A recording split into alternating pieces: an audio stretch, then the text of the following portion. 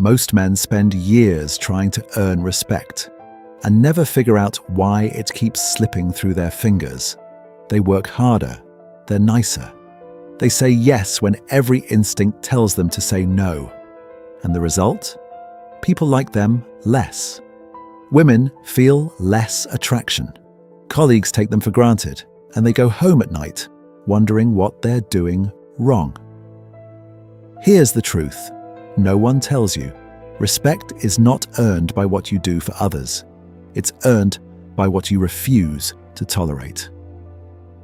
Today, I'm going to walk you through 8 psychological boundaries that the most respected men in the world hold without negotiation. These aren't alpha male tricks. These are principles rooted in behavioral psychology, specifically in polarity theory, self-regulation research, and interpersonal boundary science. Pay close attention to boundary number 5, because it's the one that goes against everything society has conditioned you to believe about what makes a man likable.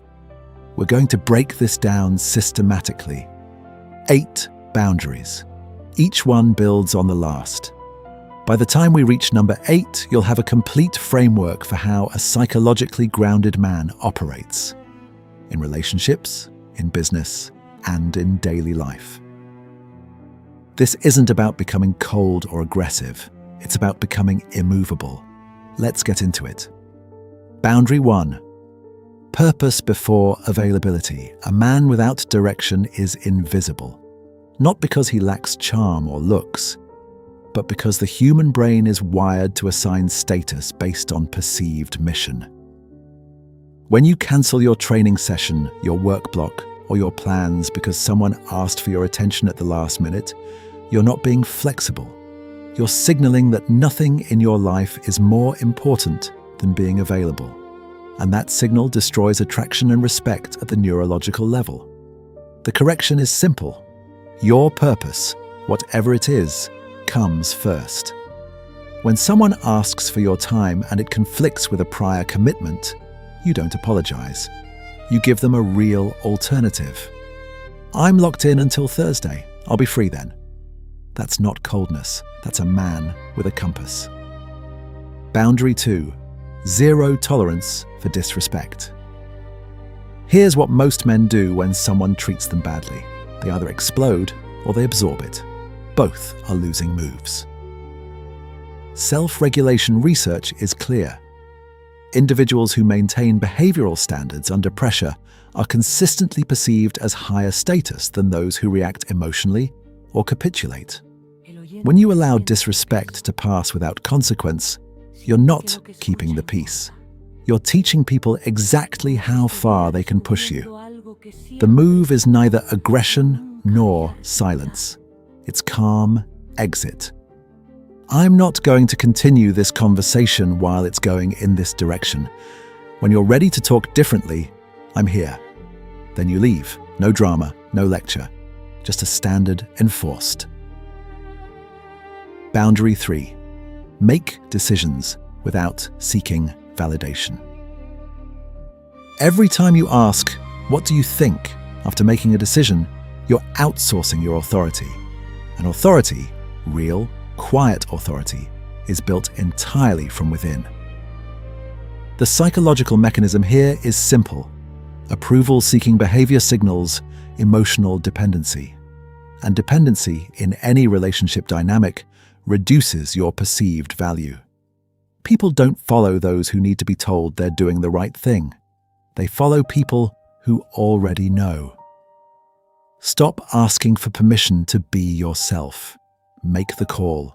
Own the outcome. That internal certainty is one of the most magnetic qualities a man can develop. Boundary 4. Protect your time like a finite asset. Because it is one. There's a reason the busiest, most successful people in the world don't respond to every message immediately. It's not rudeness. It's scarcity. And scarcity creates value. When you're constantly available, checking your phone mid-conversation, responding within seconds regardless of what you're doing, you're communicating that your time has no real worth. Contrast that with a man who responds when he's ready, not when he's summoned. The energy is completely different. Set a pace for communication that reflects your actual life. You're not a customer service line.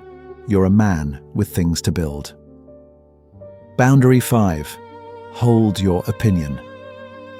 Even when it's uncomfortable, this is the one that separates men who are liked from men who are respected.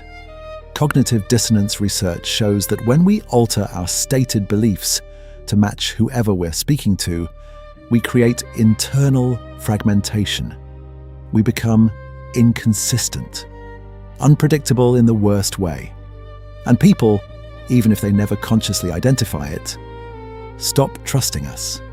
The man who agrees with everything is the man people enjoy, but never fully respect, because there's nothing solid underneath him. When you genuinely disagree, say so. Not combatively, not with a need to win, just with calm, unmovable clarity. I see it differently. Then hold it. The people worth having in your life will respect you more for it. The ones who don't, that information matters too. Boundary 6. Keep part of your life private. Autonomy is a core psychological need, not just for well-being, for sustained attraction and respect in any relationship. When you share everything, document everything, narrate everything, you eliminate mystery. And mystery is not a manipulation tactic. It's the natural result of a man who has an inner world rich enough that not all of it needs to be broadcast.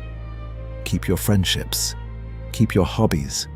Keep the parts of your mental life that don't require an audience. The space you maintain between yourself and others isn't distance, it's depth. Boundary 7. Control your environment. Your space reflects your frame. And your frame is the invisible structure that either commands or surrenders respect. This is more than aesthetics. Research on environmental psychology consistently shows that how we maintain our personal spaces, our homes, our routines, our physical rhythms, directly affects how we carry ourselves and how others perceive us. When you allow your environment to be constantly disrupted, your space invaded, your schedule hijacked, your energy pulled in directions you didn't choose, you chip away at the internal architecture that makes you solid. Own your space, set its conditions, not with rigidity, but with intention. Boundary 8. Invest your energy only. Where it's reciprocated, the law of reciprocity is one of the most fundamental principles in social psychology. When energy flows only in one direction, when you give and the return never comes, resentment builds. And resentment silently erodes every standard you've tried to hold. The most respected men aren't generous to everyone equally. They're generous to those who demonstrate that the investment is mutual. They recognize when someone is draining them, and they reduce exposure. Not out of pettiness, but out of self-respect. Where you place your energy is ultimately a statement of what you value. Make that statement deliberately. Here's what ties all 8 of these together. None of them require you to become someone different. They require you to stop abandoning who you are. The man who commands real respect, not fear, not compliance, but genuine respect, is the man who knows his standards, enforces them quietly, and doesn't require external approval to keep going. That's not a type, that's a practice, and it starts with the next decision you make. If this shifted something in how you think about presence and self-respect, subscribe now. Because every week I break down the psychological principles behind high-performance masculinity in a way that's actually grounded in science, not slogans. But before you go, if these 8 boundaries revealed a gap in how you currently show up, there's one more framework you need to see. Click on the video right here. It covers the internal identity shift that makes these boundaries feel natural instead of forced. It's the foundation everything else is built on. I'll see you there.